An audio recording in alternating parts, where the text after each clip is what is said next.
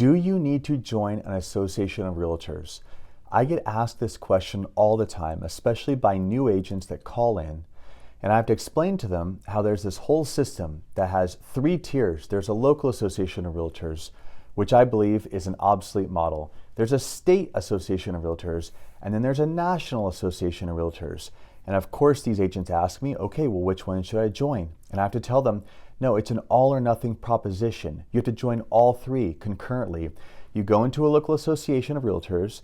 They're going to sign you up for the national and state levels in addition to local. And they're going to charge you dues. Yes, you're paying dues for the national, state, and local associations. Naturally, if they're paying dues, they want to know what they get for it. Now, of course, if you go into an association of realtors and you ask them for membership benefits, they'll give you a laundry list a mile long of all the perks of being a member, of being a realtor. But let's be real about the tools that most agents actually join an association for. It's going to be MLS access for some of the MLSs that require that you're a member of an association, or you have an MLS only membership that's billed through an association, or it's going to be a lockbox and lockbox key access for the standardized lockbox that you're going to see on most listings in a particular area. And then finally, and what I believe is the most important, is access to the professional forms library. Now, professional forms comes up quite often, and that's the reason I'm making this video, because I want to talk about an alternative to car forms, and specifically a comment I got that's effectively a real-world case study of someone that actually is trying to do an independent brokerage. Now, this comment began because we're talking about an alternative forms library. I have one. There are many out there. I have all sorts of solutions and workarounds. And by the way, if you want access, email info@balboateam.com and I will give you login credentials and you can access an online forms creator. But this person writes in this comment, and this person is Mr. Bay Area Real Estate. Now, Mr. Bay Area Real Estate says, I got my broker's license recently and set up a brokerage, okay? I looked into this, meaning the forms, alternative to forms, spoke to multiple attorneys about drafting up contracts. My local MLS in Silicon Valley is accessible without needing to be an association, meaning he can get access to the realtor affiliated MLS without having to become a realtor, which is not always the case, but it's good and it's in his favor when this happens. Then he writes, problem is not having access to car forms. Now, this is why I think forms makes a huge problem, and it explains why in this well-written comment. Now, he also mentions, of course, you can pay a flat rate of $1,499 annually if you want to do that. But again, he's looking to do an independent brokerage. He's trying to opt out of this system where you get nickel and dime with dues and fees for the lockbox, the standardized lockbox. That's very problematic. And then, of course, the standardized forms where they control everything. And this person writes, the attorneys I spoke with all said the same thing, and I've said this myself. Majority of agents/brokers will want to see car forms. How do I know this? I've worked on so many FSBO transactions and random real estate transactions where someone's come up with their own form. And while the form might be totally legitimate, realtors are so conditioned to only to be accustomed to one type of lockbox, to one way of doing everything, that the second they see a perfectly legitimate form, maybe a form that's even better than a car form, because believe me, car forms are far from perfect, these realtors freak out. They don't know how to read it. It's like you slipped a document written in another language in front of them. They don't even know what they're looking at. It sends some sort of panic through them. So this person says, there's possible risks for opposing parties to accept a custom contract, and it's more work and time spent needing to make sure they're understanding of everything in those custom contracts, which is totally true, because it's not just about submitting an offer and negotiating and getting accepted.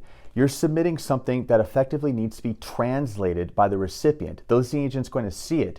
Now, a sophisticated listing agent will see it and say, okay, well, this is a little out of the ordinary, so it's going to take more time to review, because they can't thumb through it and immediately see if there's what the sales price is, how many days in escrow. They don't know where everything is, where all the terms have been entered into the contract. So to finish this comment, in a competitive market, a listing agent would highly likely advise sellers not to accept your buyer's client offer due to the contract it was written on, which I don't necessarily agree with, because an offer is an offer. Every offer must be presented to a seller unless the seller's given written instructions to their listing agent to not deliver an offer. Think about that. How often does that happen? Virtually never. As a fiduciary, the listing agent has to pass on a written offer. Last sentence of this comment. So unfortunately, we are handcuffed by paying them, meaning the realtor matrix, paying into the matrix, one way or another. End of comment. So this person entered the realm of starting a brokerage, an independent brokerage, opting out of the realtor matrix optimistically, and saw that in application, in practice, it's such an uphill battle. Is it really worth the fight?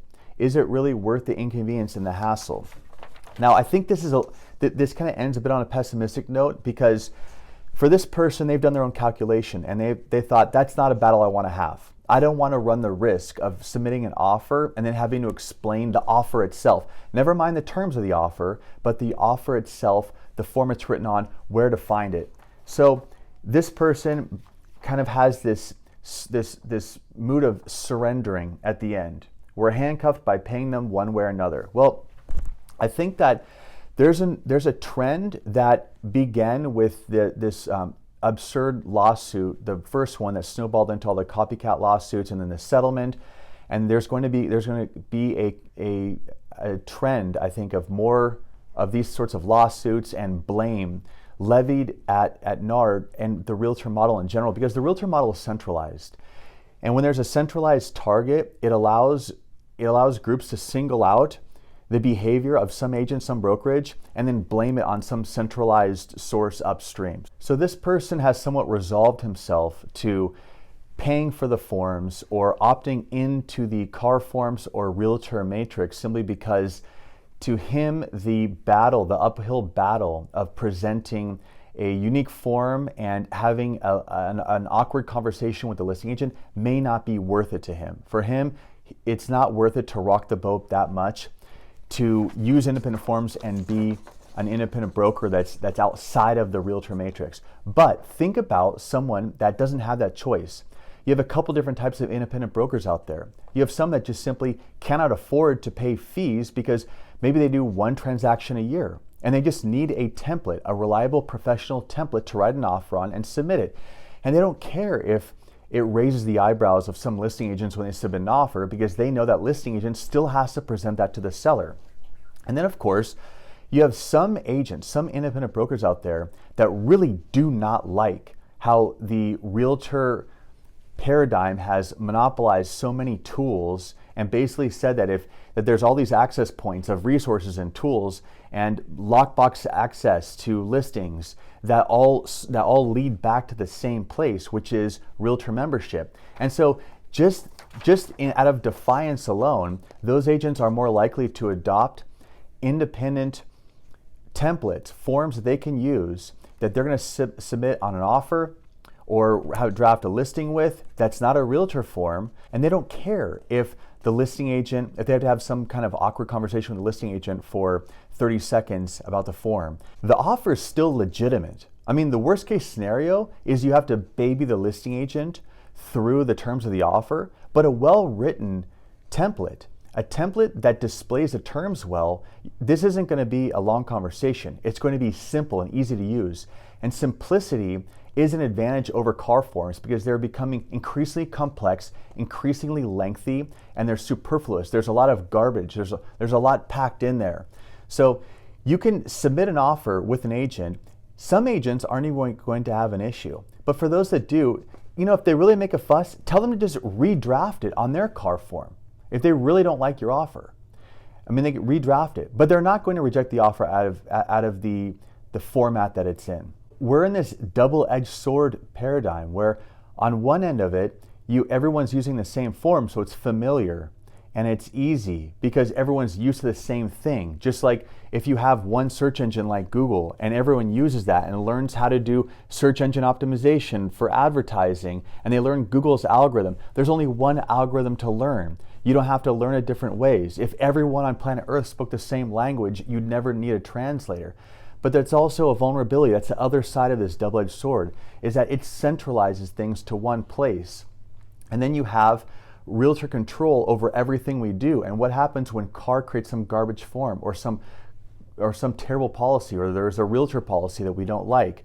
We've all opted into this system where there's only one way of doing something, and we rely on it being safe and steady. But what happens if it's not? What happens if a lawsuit comes in and radically changes how they do business, and they dictate top down to us how we conduct business? And what if most agents don't like that? So I think that there's definitely a place for independent forms to be used. There's an online Realty Publications, it's called, I believe, and it's part of an online education, like a continuing education website for agents, and they have a free forms library.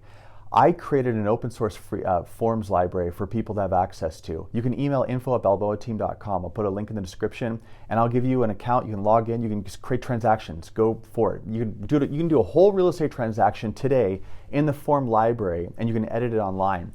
You could go to ChatGPT.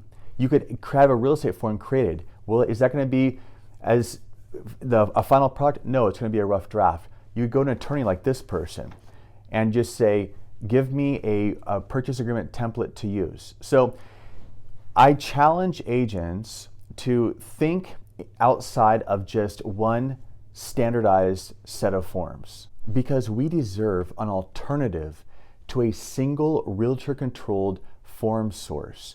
This will benefit everyone to have a second option, a plan B, another way of drafting a contract if, for whatever reason, we do not want to or cannot get access to realtor forms. I hope you found this helpful. Thank you for watching.